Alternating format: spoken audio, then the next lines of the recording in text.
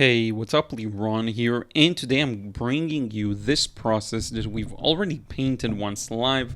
The live stream is about 2 hours and 45 minutes, so I thought I'd provide you with a more digestible version of that. So I'm running through the drawing process in time-lapse. I believe you should be able to find a scan of the sketch, but as you can see, the one thing that leads me here is the big areas that we have. So the sky, the ground. Now, if you look at the way the city is structured, there's this main street yeah, it's not a boulevard, but like a big street. And to the sides, we actually have two streets and then a bunch of building blocks around them, literally blocks of buildings. What's important is to first start with the big blocks and make sure that you place them correctly like you see here, and then only then start adding the details within them. That would be the key thing to pay attention to. And it's one of those things that are a little challenging at first.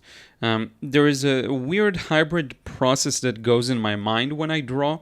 One is drawing things out of understanding them and knowing what a three-dimensional shape in space. And by the way, I love this explanation of what the car looks like in small. So here I am showing you in big the roof, the front of the car, and the diagonal shadow it casts. So two processes running it through my mind. One is drawing as I understand things to be, three-dimensional objects, just like you see here. And then the second process is drawing it as I see it. And you will notice if you look at other artists, some people work from that direction while others prefer the other approach. I find that a hybrid works for me. So for the 3D blocks, I'm using my understanding, but then to fill in the details, I'm working based off of what I see and I'm approximating. It's not perfect. It's almost like I'm painting the details impressionistically. That's how I do it here. And you want to really allow yourself the freedom within those shapes once you get the accurate measurement. One more thing that guides me a lot is the patterns of light and shadow, because you can really see them here, how the different elements on the rooftops cast all sorts of shadows. That's the kind of thing you really want to pay attention to. Next up, we're starting with the sky, and in order to get that big shiny area down the middle, I am starting by pre-wetting so that I have a soft edge from that light blue to just a paper white almost.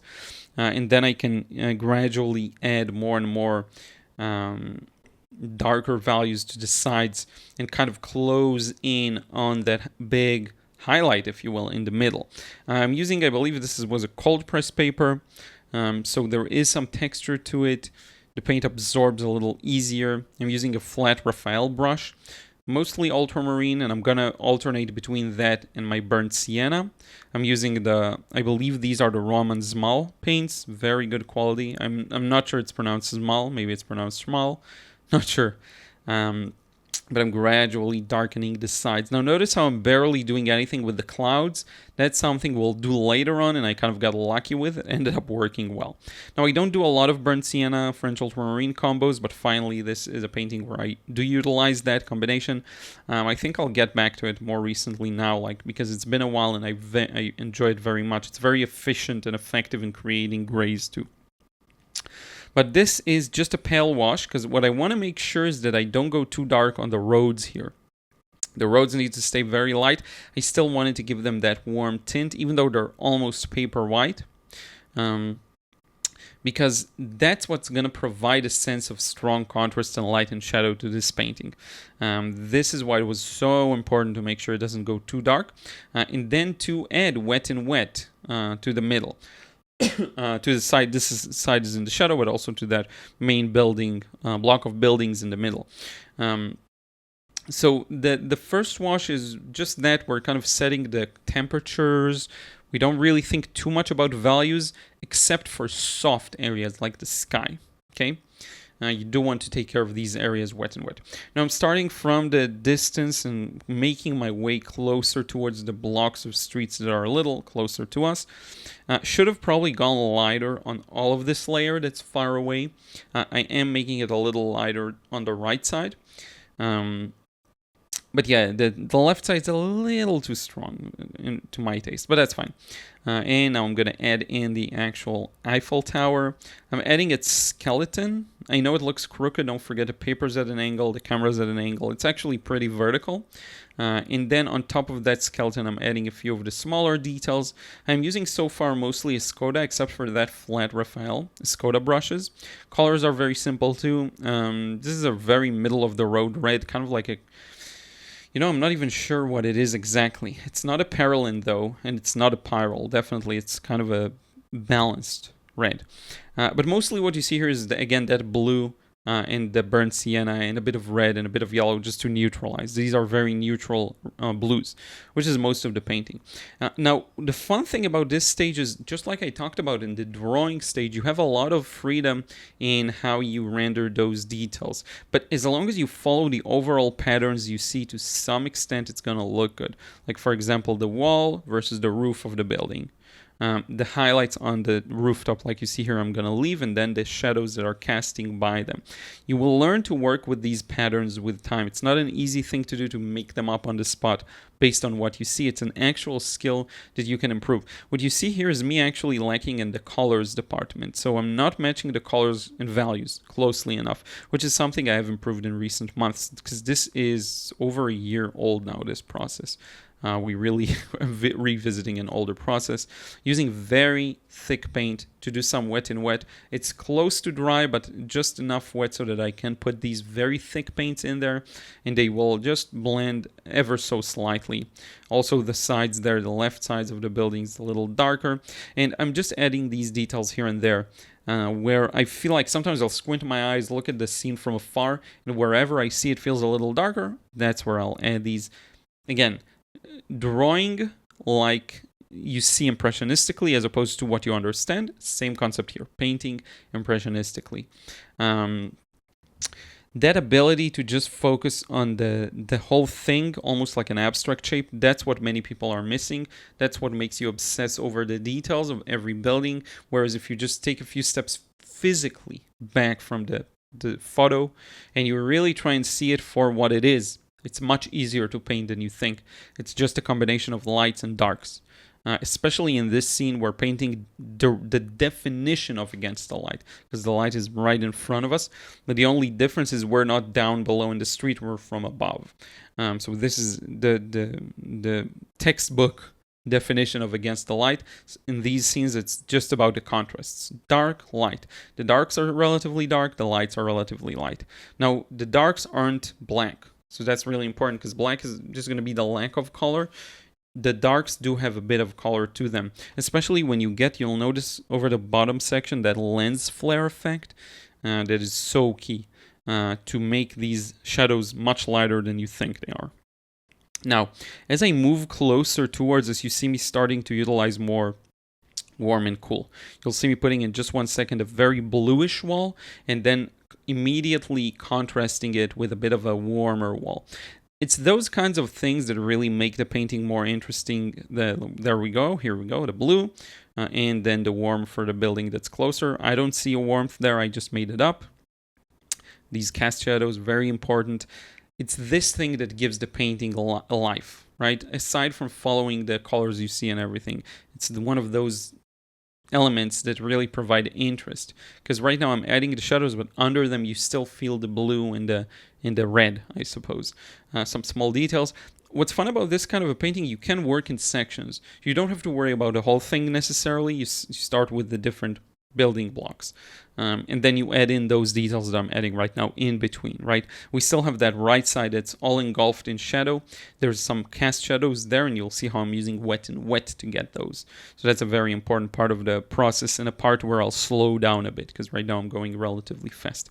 So what we're left to deal with is all of these small details. Cars, you see how the cast shadows work. The cast shadows are darker here than the shadows on the cars, because many of the cars are white, so the shadow under them ends up being a little darker, while the shadow on them is a bit of a cool, kind of neutral cool. Okay, some dry brush marks just to get these. asphalt is really reflective in the right angle, can be really reflective, especially after rain, I guess.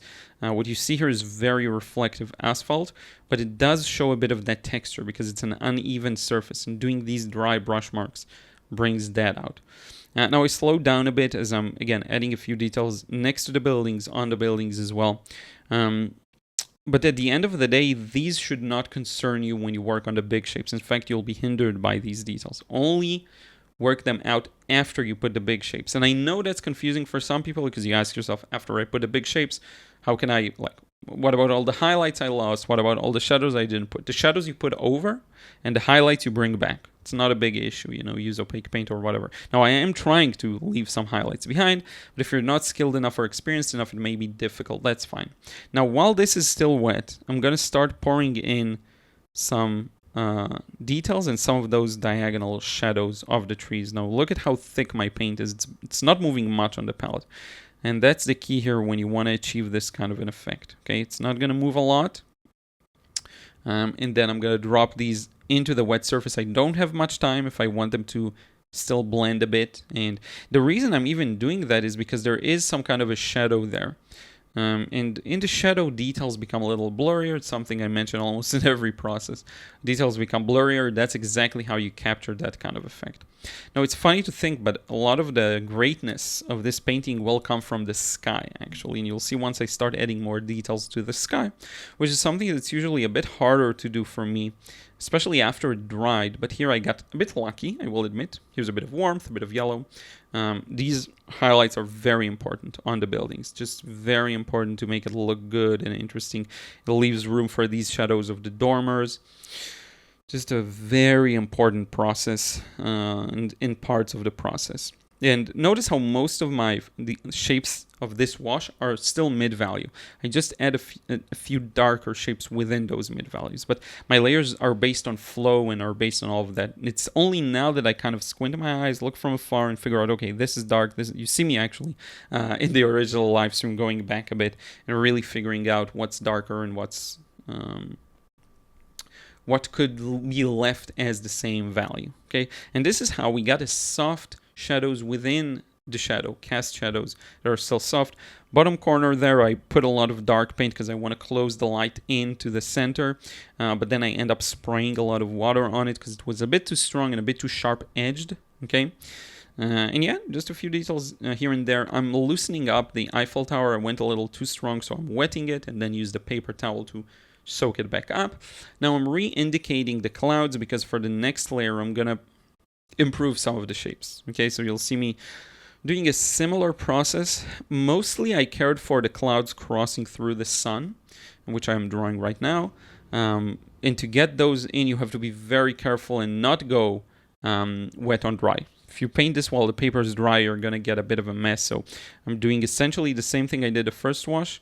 I'm pre-wetting around the clouds, and then I'm starting to dip my brush with paint into it. Had I been skilled enough, I could have probably gotten away with this in the first wash, rendering these clouds. It is possible. A lot of painters do it. I'm still working my sky technique. Still not experienced enough to render these like I can kind of invent something, but that's not what I'm aiming for here. Now I'm switching over to a warmer mix where we get closer to the horizon line. You'll notice it's much warmer. You see this in the reference photo as well. But the real magic here is going to be once we finish filling in that very wet wash and starting to put the darker clouds in. And that's when, and look at how yellow it is. I really brought out the yellow. You can see a lot of blue and red, but the scene missed a bit of yellow, and I think that really enriches it. And you will see this in the final scan. It's going to look really, really good. Now, the left is a little more muted, but that yellow next to the Eiffel Tower in the middle is very important. Now, everything is wet still, and I'm doing wet and wet, but it's partial wet and wet. So some parts of the brush touch where the clouds are. That's what you'll notice. But the bottom part is touching the wet wash of the sky. So what you get is a hard edge up top, and then a soft edge down below. Now, the hard edge was too much, so I'm actually using my sprayer to help it move a bit. Okay. Now, I actually used an automatic process of removing some frames from the video. What do I mean by that? The video was choppy in the original live stream, so it got stuck, frozen a few spots. I used this automatic process to remove all of these duplicate frames that are stuck, so it may be a little weird and bouncy, so sorry about that. Now you see some of these clouds aren't moving too much. I may use a sprayer to spread them out, or just, here I'm using a sprayer, or maybe I'll use some wet brush. But what you see here, this cloud melted really nicely in the middle, and that was the major, I'll say, lucky part of this process, that I was really able to, and I'm still going to probably strengthen some of that, but I was still able to get some of these clouds to look good. Adding details to the sky in the second wash can be quite a challenge. You have to be very deliberate and careful with it, and this is what I did there. This is why the live stream took more than 2.5 hours. I believe it was 2:50, something like that. 2 hours and 50 minutes, probably my longest live stream so far, because we really were careful about these details and the clouds and everything. And you see me testing a lot with my finger to see how wet it is and if I can still move it a bit.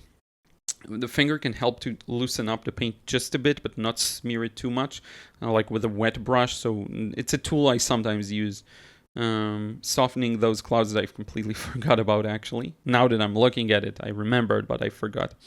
So we do have the clouds, and we do have that lens flare effect down below that we'll get to in a moment.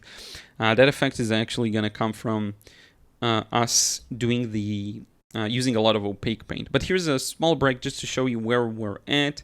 Again, I showed it in the original live stream, and then we can move on. So I'm loosening up some of these clouds, wetting them with my brush and then lifting just a bit. Kind of blended a little too much. Maybe I didn't keep a clear boundary when I pre-wet the sky again. Even with being deliberate, sometimes you don't notice things, and especially while streaming. Removed some strength off of that tower there. It was too strong. All sorts of small touches as preparation before we start adding some opaque paint, which will happen in just 1 second. I'm going to use my John Brilliant paint. There we go, straight out of the tube.